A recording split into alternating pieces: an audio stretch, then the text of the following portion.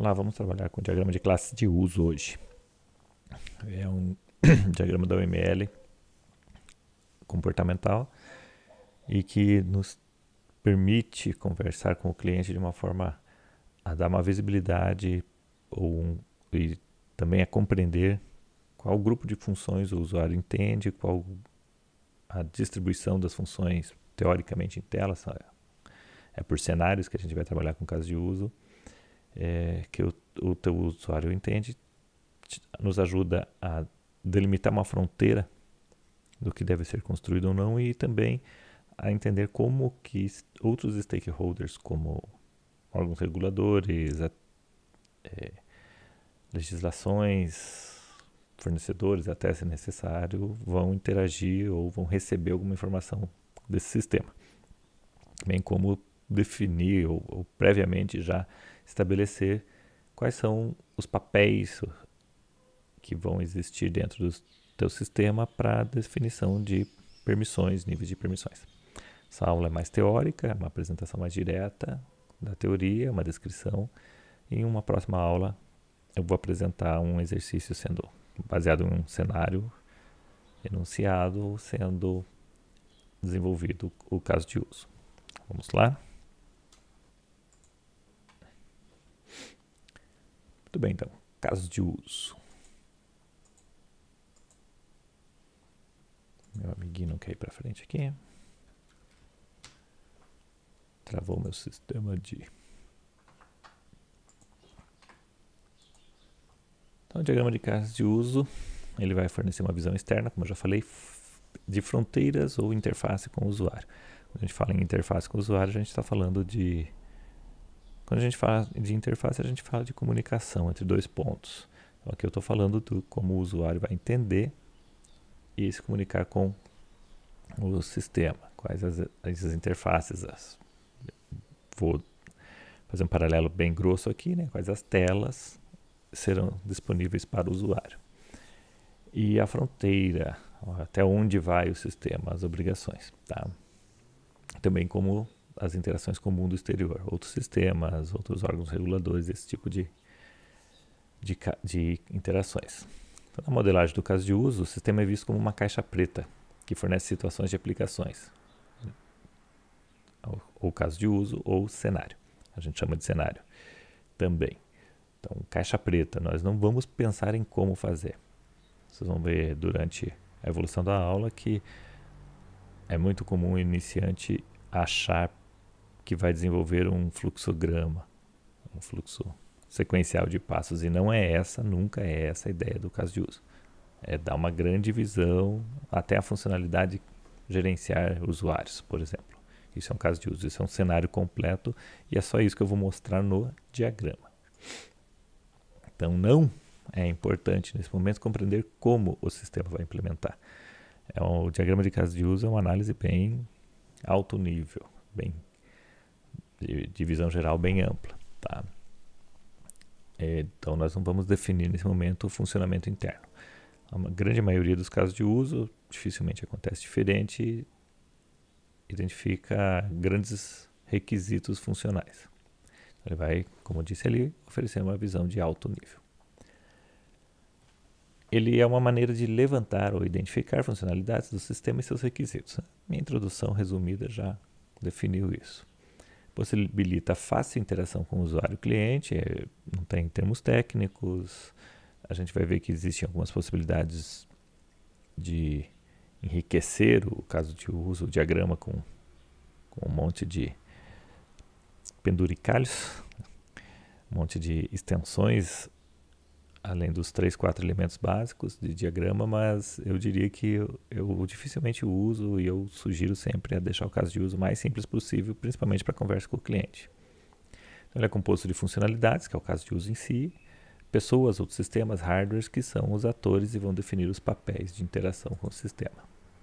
Então, os nossos 4 elementos principais são o ator, caso de uso, a relação, ou na verdade um conjunto de tipos de relações que vão existir entre atores e casos de uso e os limites do sistema. Então, quais são os elementos essenciais? Tá aí, ó, esse daí já é um caso de uso. Imagina que o teu caso de uso seja formado de uma única funcionalidade, eu teria o quê? Um ator, primeiro o A ali, né? É o limite do sistema. Então eu teria aqui o definidor de limite do sistema. Quem que delimita o sistema? É uma borda, uma fronteira que o sistema vai, até onde o sistema atende. Dali para fora dessa fronteira ele não tem responsabilidade. Um ator ou um conjunto de ator que vai ser o responsável por interagir com as interfaces dessa fronteira.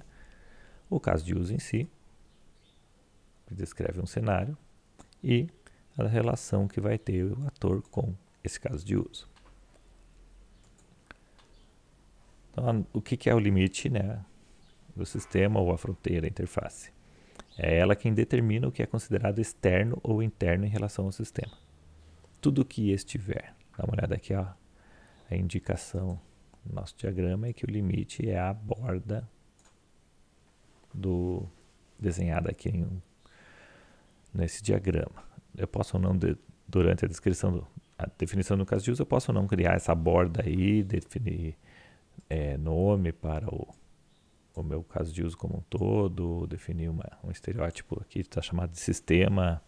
Depende do caso de uso, do tamanho do sistema, da complexidade, eu vou ou não utilizar esses artifícios de identificação. Então, ele vai delimitar a borda, ou a fronteira. O que esse caso de uso faz?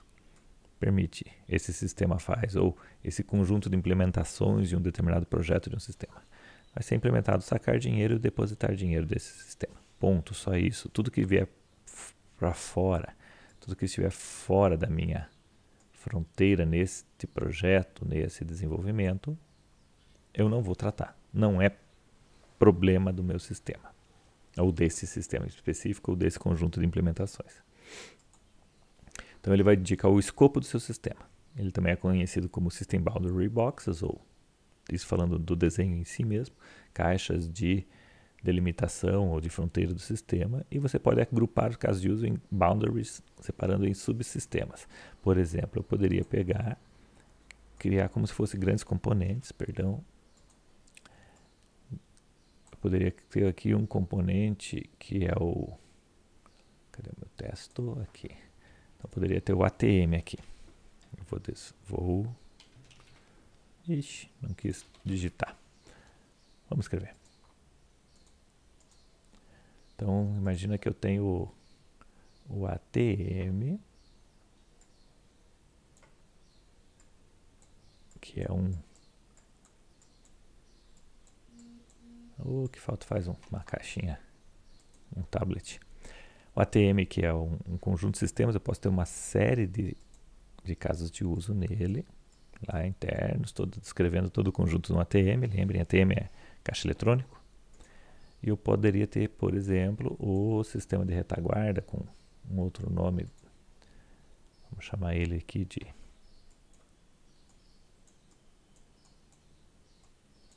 o Back System. Vamos chamar ele de BS só. Então poderia ter o Back System, que é um outro conjunto também de casos de uso, com uma complexidade maior ou menor, certo? E em algum momento eles podem interagir entre eles e ter uma ligação. Por que eu faria isso, né? Delimitar vários escopos, vários System Boundary Boxes? Não necessariamente eu preciso ter essa descrição desse jeito. Eu poderia ter simplesmente o ATM aqui, o BS do lado direito, mostrando que eles se indicam e numa explosão. Então ele são escopos agrupadores. Numa explosão eu tenho o diagrama mais completo. Por quê? Porque é muito difícil você ter num sistema grande um diagrama que comporte todas as funcionalidades. Isso a gente vai ver nos outros diagramas também, de classe, de sequência. Eu posso ir criando subsistemas, por exemplo, para comportar todos os diagramas. Ou para modularizar a minha análise. O próximo elemento que a gente vai ver é o ator. O ator é a parte externa ao sistema.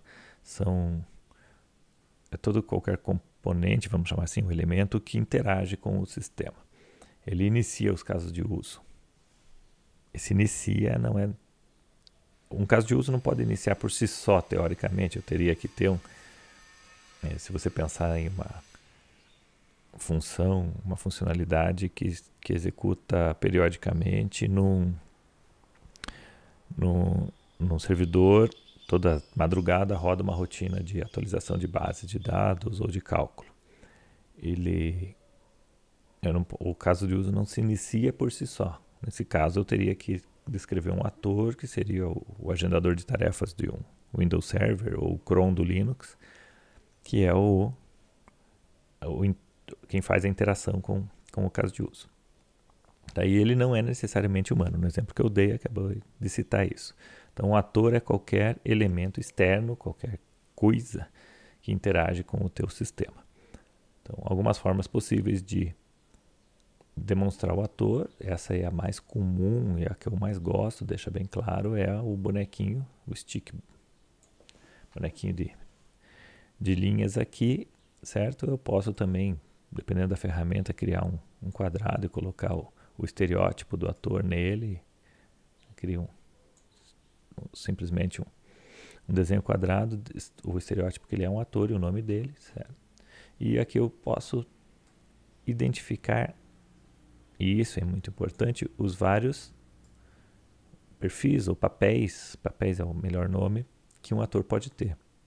Eu poderia ter um ator qualquer que chama-se cron, que é o ator, ou cron é o agendador de tarefas, ou simples agendador de tarefas. Eu sei ali, nesse levantamento de requisitos e identificação de requisitos, quem são os componentes que vão interagir com o meu sistema e vão executar papéis iguais ou diferentes. O mesmo ser humano, que é o mais comum a gente representar no ator, pode representar dentro do sistema ou na interação com o sistema vários papéis.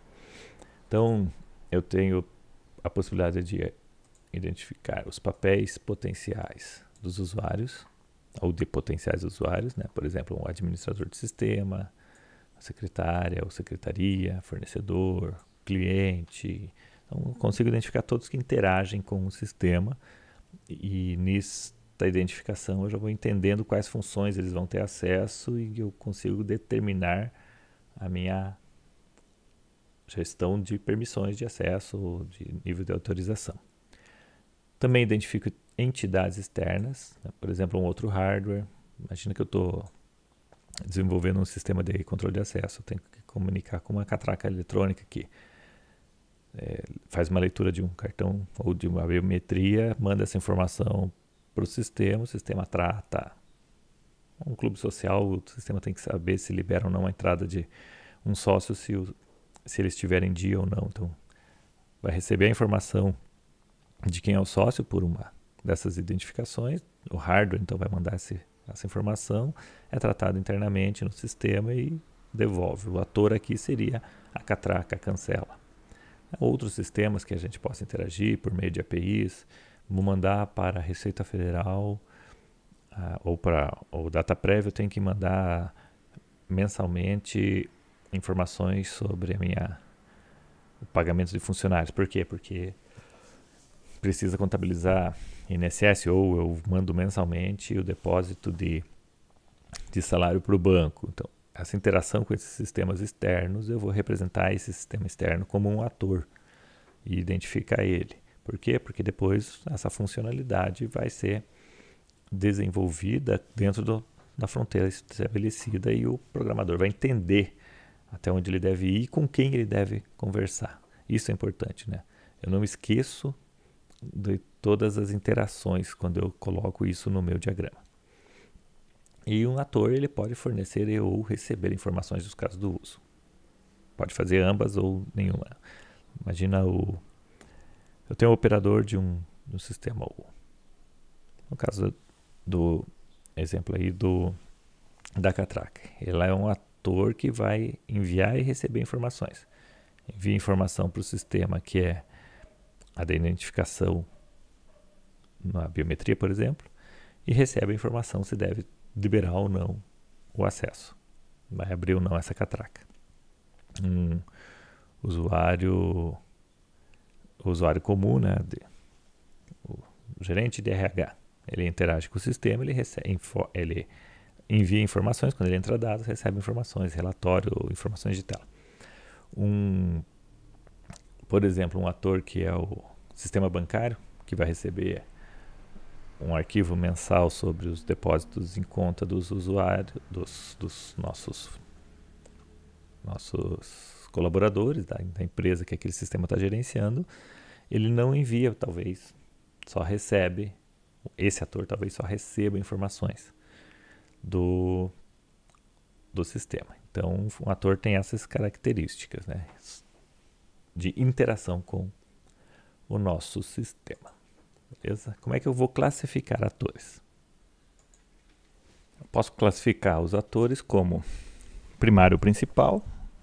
Um ator pode ser primário ou principal, secundário ou de suporte, ou um ator de bastidor. Vou entender essas classificações.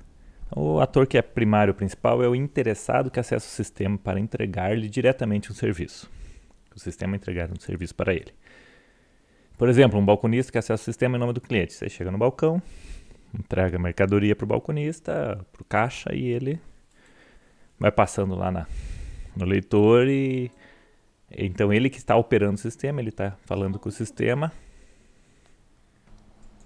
Opa, desculpa a interrupção.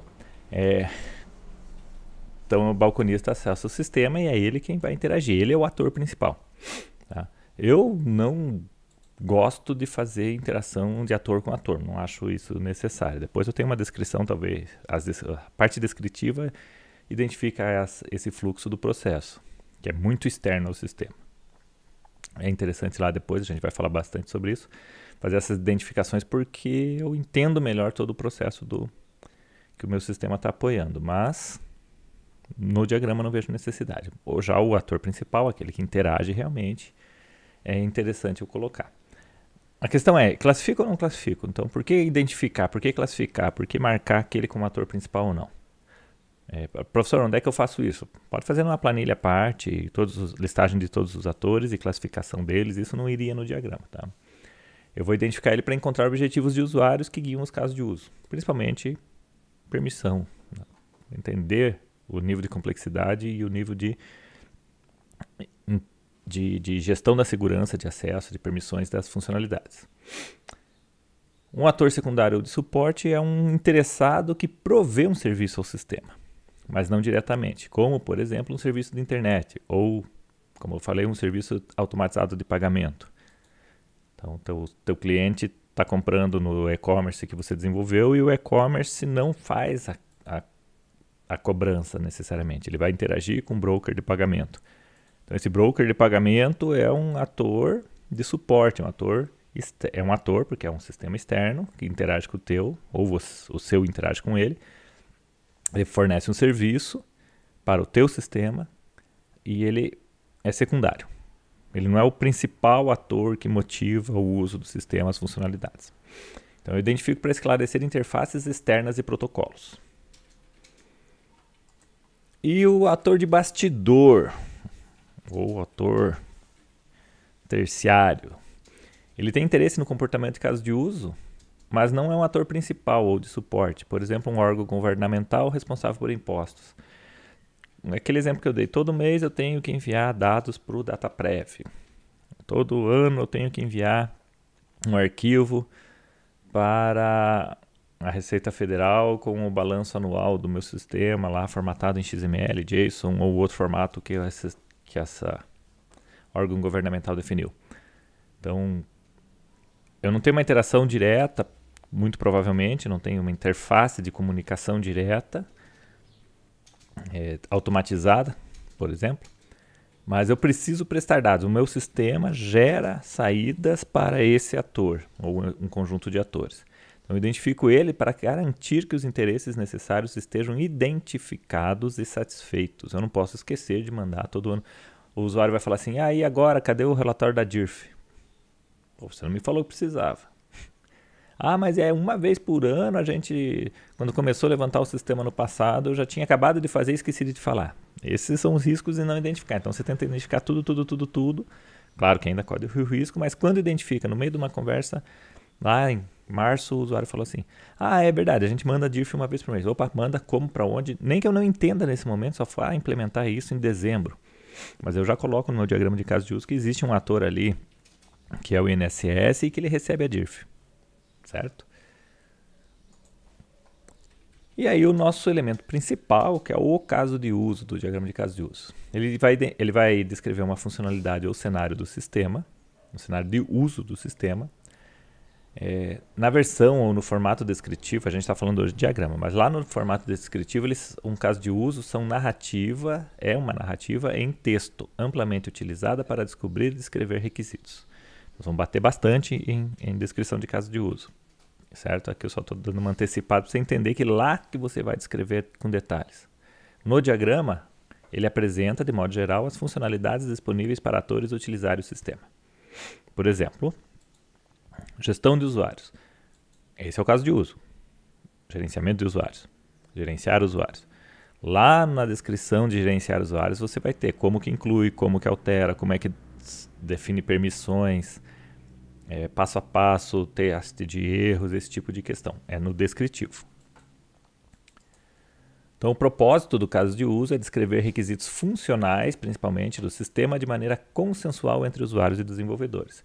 Em geral, você não vai... Em geral, claro que às vezes você coloca alguns casos de uso para gestão de tabela auxiliar, gestão de cadastro de... um cadastro bem auxiliar, cadastro de gêneros, cadastro de tipo de carro, de marca de carro. Mas eu não quero, eu posso escrever direto, o usuário vai falar, não, eu vou colocar aqui a gestão de cadastro de marca, porque se o cara vem lá e escreve Alfa Romeo com PH e o outro escreve Alfa Romeo com F, não dá. Né? Volkswagen com V, Volkswagen com W. Então você entra no, mas de qualquer forma você entra no consenso e vai ser uma funcionalidade do sistema, um caso de uso lá, gestão de marca. Fornecer uma descrição consistente e clara sobre as responsabilidades que devem ser cumpridas pelo sistema, além de formar a base de desenho desse diagrama. E eu consigo enxergar de forma clara quais as funcionalidades que o sistema deve prestar e posteriormente serem implementadas. E oferece a possibilidade de as possíveis situações do mundo real para o teste do sistema. Então eu consigo depois pensar em escrever casos de teste, depois eu consigo enxergar como escrever um caso de teste unitário ou um caso de teste de features, de funções, olhando para o diagrama de caso de uso. Então, o caso de uso em si, no diagrama, ele é formado por poucas palavras, o nome, a nomenclatura dele. Então aqui, cadastrar cliente, visualizar arquivo de erro, certo? Eu não vou colocar aqui visualizar arquivo de erro quando o sistema dá um crash e o componente central de captura de erros do sistema gera o log lá no etc/system. Não, aqui eu só vou dizer visualizar arquivo de erro. Cadastrar cliente ou gerenciar clientes. Beleza? Por quê? Porque eu tenho descritivo futuramente. Aqui é só para entender a visão geral. Alguns formatos, eu posso colocar o que eu gosto mais, a elipse com o nome dentro ou a elipse com o nome embaixo. Depende da ferramenta que você utilizar, ele vai te dar essas possibilidades ou trabalhar com uma só, às vezes. Eu tenho uma possibilidade de enriquecimento de detalhes do caso de uso usando o que a gente chama de extensão, pontos de extensão. Eles podem ser incluídos na modelagem. Em geral, aqui eu vou começar com alguns alertas, eu não gosto de usar muitas das possibilidades passíveis de uso, eu uso muito pouco. Eu sempre cito para todos os alunos a língua portuguesa. Não vamos falar de abreviaturas em Twitter porque só tem 140 caracteres. Mas numa conversa coloquial, nesta aula, eu não estou usando tudo que eu posso usar do português. Eu não estou transformando esse discurso em algo rebuscado, com palavras difíceis, até mesmo jargões de informática, eu diminuo aqui, apesar de estar dentro do contexto, eu diminuo o uso de jargões de informática. Por quê? Porque isso torna mais difícil a compreensão e o objetivo das ferramentas de diagrama, de análise, é melhorar a compreensão do sistema, melhorar a compreensão de como e o que deve ser desenvolvido no sistema. Ah, professor, nunca posso usar? Pode. É igual uma conversa coloquial, eu posso usar um ou outro termo mais rebuscado. Mas quando ele é necessário de verdade, certo? Então as extensões fazem o quê? Eu posso aqui, ó, visualizar arquivo de erro, embaixo eu tenho um ponto de extensão. Isso daqui, ó, na sintaxe da UML, essas marcações de 2 vezes menor, 2 vezes maior, descrevem o que a gente em geral chama de estereótipo. Tava barulhento aí, moçada. Então, em geral, o que a gente chama de estereótipo. O que é um estereótipo? É uma identificação de algo que não está padrão, por exemplo. Se eu olhar uma elipse com uma nomenclatura no meio, eu sei que é um caso de uso no diagrama de caso de uso. Qualquer outra coisa eu tenho que marcar o estereótipo e identificar. Então, eu estou dizendo que essa informação que eu estou adicionando aqui é um estereótipo do tipo ponto de extensão. E aqui está o que ela realmente descreve. Mostrar arquivo detalhado. Ah, legal, professor, mas isso é ótimo, isso é útil, por quê? Ah, porque a hora que eu for implementar eu sei que tem que mostrar o arquivo detalhado, então eu sempre vou usar ponto de extensão. Mas como eu alertei, eu tenho posteriormente que descrever os casos de uso. Eu tenho que detalhar eles de forma descritiva. Então eu não vejo por que ficar inserindo um monte de informações e poluindo visualmente, tá? Eventualmente sim, é útil para um lembrete para você não esquecer de algo que você levantou com o usuário e só vai trabalhar daqui 2 meses a descrição. Mas em geral eu não utilizo pontos de extensão. Os pontos de extensão então pode ser qualquer anotação que você necessite identificar no teu diagrama. Algumas regras, algumas orientações. Caso de uso ele deve ser iniciado por um ator, então como eu disse, ele não se motiva sozinho, as telas não saem abrindo sozinhas no teu sistema. Caso de uso é um conjunto de ações realizadas pelo sistema que produz um resultado significativo com valor para um ator. Ah, professor, mas uma funcionalidade de gestão digamos lá que eu tenho uma funcionalidade administrativa para organização da base de dados, qualquer funcionalidade, executada até por linha de comando. Ah, não traz valor significativo para o cliente. Opa, eu estou falando do ator, qualquer ator. Então, um administrador do sistema que precise rodar essa funcionalidade, para ele tem valor, ele vai organizar a base de dados, ele vai tirar inconsistências. Então, se a funcionalidade for negociada e traz o valor, quer dizer, traz um resultado de alteração de estado do sistema, ele deve ser implementado. E é um conjunto de ações. Ah, mas o diagrama de caso de uso é só uma frase. Sim, no diagrama sim, mas o caso de uso depois, quando eu escrever ele é um conjunto de ações. Eles vão influenciar muitos outros artefatos de análise no projeto, na implementação, na gestão de projeto e teste. Então, eu diria, caso de uso é o pontapé inicial para a gente sair levantando um sistema, ou um módulo de um sistema, ou novas funções de um projeto de sistema de software. Tá? Porque ele dá a base para dali você entender e sair expandindo essa tua análise em vários outros artefatos. Caso de uso versus requisitos funcionais. Então, primeiramente, essencialmente, a grande maioria dos casos de uso são requisitos funcionais ou comportamentais do sistema.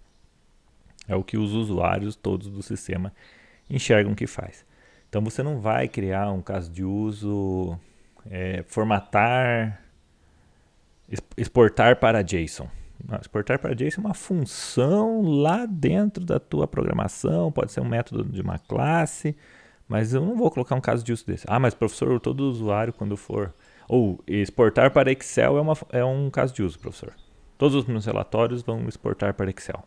Isso é função, isso é uma ação interna dentro de um caso de uso. O gerar relatório, gerar balancete mensal é o caso de uso. Se você pode exportar para Excel, enviar por e-mail, isso são funções, descrevem passos, certo? Não é uma... E em geral são requisitos não funcionais.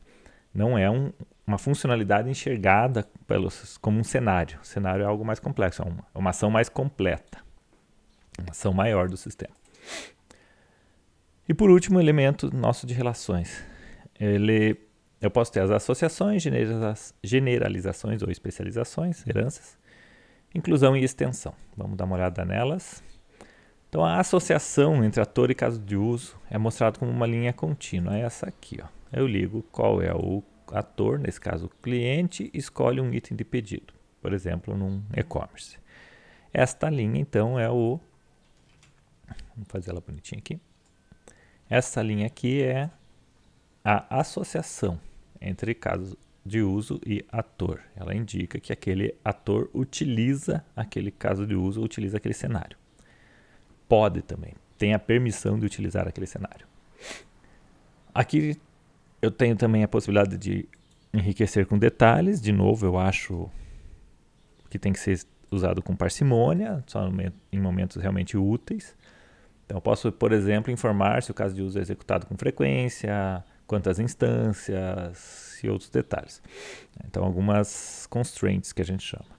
Aqui eu estou dizendo, olha, do lado esquerdo, que é do cliente, que por dia, então eu coloquei uma anotação aqui chamada por dia, eu tenho um valor de 400 mil. Quer dizer que atores clientes podem executar 400 ou até 400 mil vezes esse caso de uso. Esse caso de uso chama realizar transação, qualquer transação. E do lado do caso de uso eu escrevi que por mês e cliente somente duas transações podem ser executadas. Então são restrições que eu posso colocar ou detalhes que eu posso aumentar no meu caso de uso, na minha associação.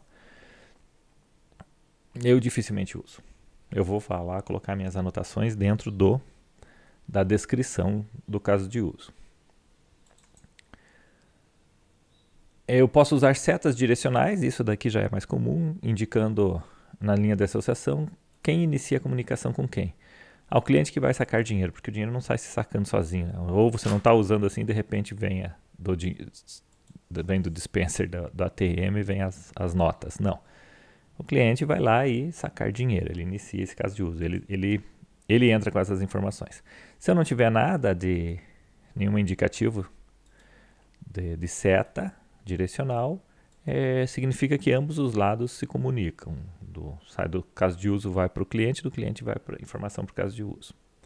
Eu, em geral, uso a linha contínua satisfaz. O momento mais interessante, imagina que esta elipse seja o enviar DIRF anual, que é o relatório lá que vai para o INSS. Nesse caso, eu posso dizer que, digamos que o cliente do banco aqui, na verdade, é o INSS.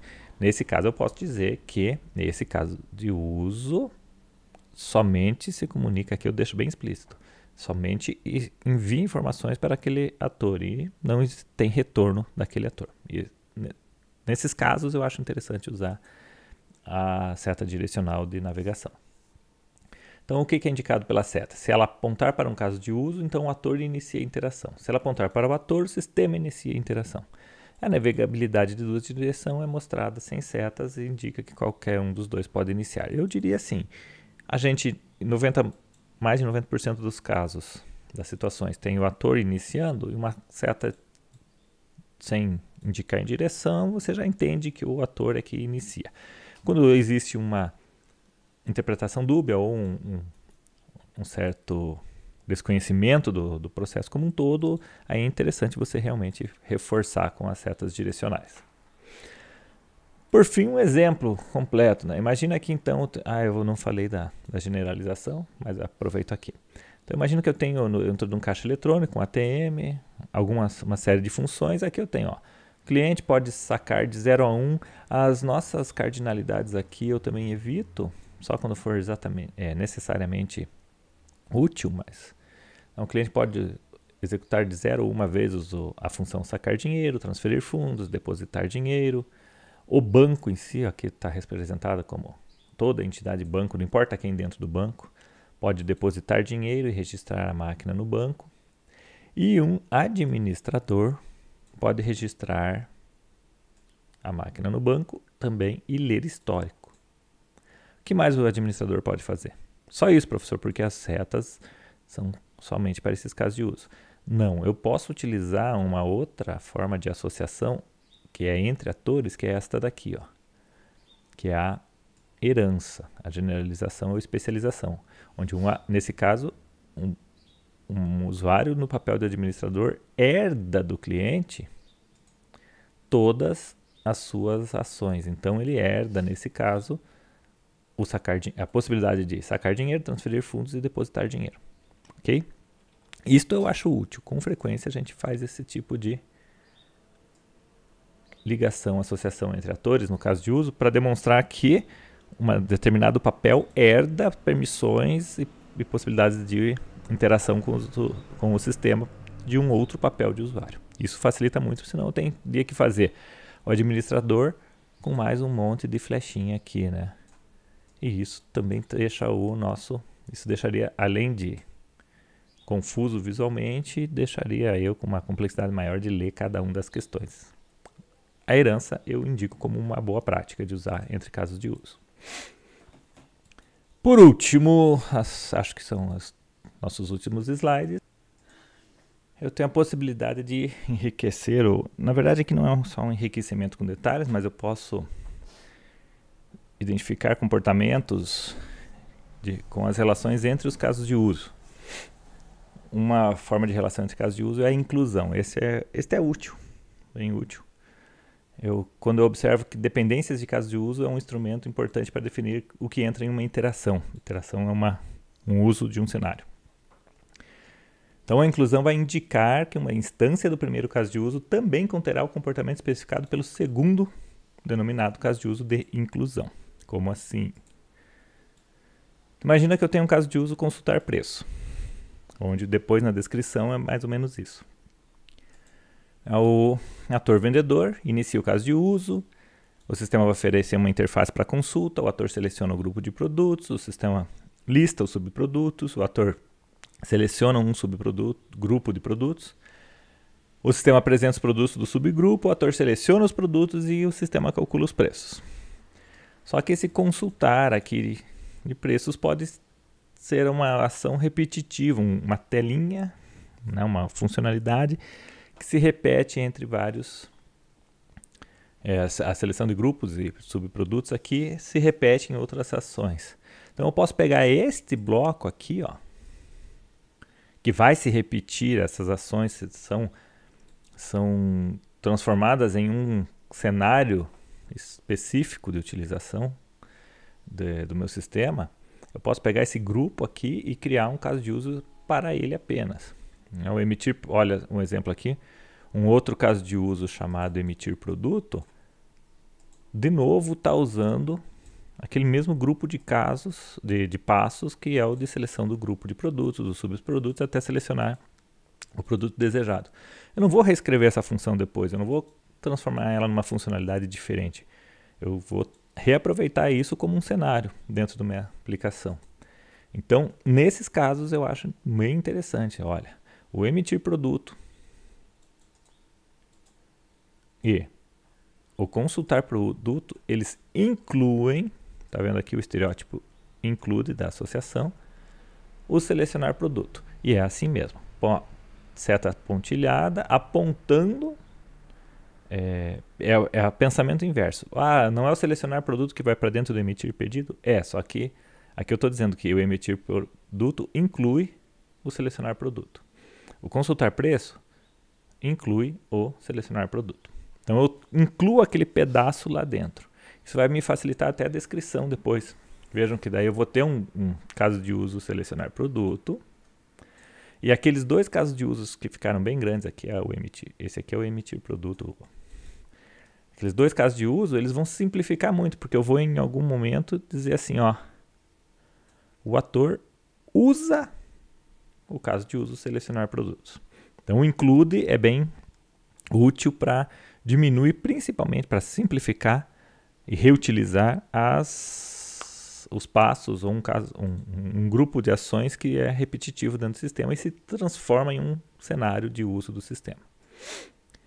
Então é um importante meio de dividir em fases entregáveis, interações. Isso também eu posso picar, né, o sistema. Eu acho interessante a gente fazer várias entregas e fazer isso em interações menores, com implementações menores. visando disponibilizar o sistema em pedaços incrementais para o usuário, e não tudo no final do projeto. Quanto mais eu demoro para entregar, mais risco de retrabalho eu tenho, de erros eu tenho. Esse é um modo importante de reduzir o risco. Beleza? Aí eu tenho um outro cara que chama extensão de caso de uso. Esse eu já uso com parcimônia, dificilmente. Permite conectar uma funcionalidade adicional a um caso de uso básico se as condições específicas forem atendidas. Para direcionar melhor o uso do relacionamento que chama-se extend, esse é o estereótipo, pode-se afirmar que você usará essa técnica quando necessitar que a qualquer momento, dada uma condição, o caso de uso base deverá ser interrompido e outro caso de uso assumirá o controle. Então, isso está relacionado a eu ter um caso de uso trabalhando e eu passo para um caso de uso diferente, que pode ser utilizado de forma única também, sem iniciar por A e ir para B. Então, isso determina uma extensão do primeiro caso de uso, tá? Referência, por exemplo, referências a um local dentro de um caso de uso no qual podem ser inseridas sucessões de ações de outros casos de uso. Em geral, confunde-se os iniciantes o include com o extend. Vamos ver como. Então, se um gerente de venda vai usar um consultar pedido, em algum momento ele vai mudar, ele vai selecionar, tá vendo aqui, ó, o usuário selecionou ajuda, ele vai clicar num botão. Aí ele vai passar a consultar ajuda. Consultar ajuda é uma funcionalidade totalmente específica à parte de aprovar pedido, não tem uma interação interna, lógica. Por que que eu posso fazer isso? Veja até que aqui na descrição do aprovar pedido, aqui em amarelo, ator inicia, ó, pontos de extensão, ajuda, ok. Ator inicia o aprovar pedido, lista pedidos, aprova e sistema aprova o pedido. Professor, não tem nada relacionado à ajuda aqui. Não tem. A única coisa que esta extensão aqui está determinando é que, em qualquer momento, dentro dessa tela, eu vou ter provavelmente um botãozinho ajuda que o ator pode clicar. Ó, ator inicia o caso de uso, seleciona a opção ajuda em aprovar pedido. Então lá dentro eu vou ter uma opção ajuda, dentro da tela de pedido. Agora imagina, se todas as tuas telas têm a extensão de consultar ajuda, eu vou ter que colocar essa seta pontilhada em todas. Eu não gosto. Vira uma poluição visual e muitas vezes ela é mal utilizada. Eu uso com parcimônia a extensão, ok? Que é essa troca de caminho, vou para outro caso de uso. Vamos passar aqui. E aí eu tenho a generalização ou herança de atores que eu já expliquei para vocês, né? Um administrador de sistema tem um monte de funções. O administrador de banco de dados faz tudo que o administrador de sistema faz, mais algumas outras funções. O administrador de backup faz tudo que o administrador de sistema faz, mais suas funções específicas de backup. Mas ele não pode fazer, não, né? As funções são diferentes, as funções específicas de banco de dados e de administrador de backup são diferentes entre si. Só que ambos herdam de administrador de sistema. Isso a gente já viu. Existe também a generalização de caso de uso, que eu diria para vocês que é muito parecida a confusão com as extensões de caso de uso. Não uso. Esse eu não uso mesmo. Tá? Se eu vou identificar o passageiro, tem um conjunto de passos. O verificar impressões digitais estende passageiros. O verificar rótulo RFID estende passageiros. Para mim, na minha visão e na minha prática, na minha experiência, verificar a identidade do passageiro já é um caso de uso completo que podem inserir passos de verificação ou de verificação de impressão ou de rótulo de RFID, certo? Então a descrição vai ser o momento correto de identificar isso para não deixar confuso o teu diagrama. Lembrem, o diagrama de caso de uso é para ser simples e é para facilitar a tua vida. Pessoal, vou parar aqui essa aula, esse conteúdo, fazer um vídeo, tem um outro próximo vídeo específico que eu vou descrever aí, baseado num estudo de caso simples, a construção de um diagrama de caso de uso. Senão esse vídeo fica muito longo. Ok? Então vocês vão poder ter, vou colocar um link aqui, que vai jogar direto para esse outro vídeo que vocês vão conseguir assistir na sequência. Assim fica mais fácil de assistir por pedaços.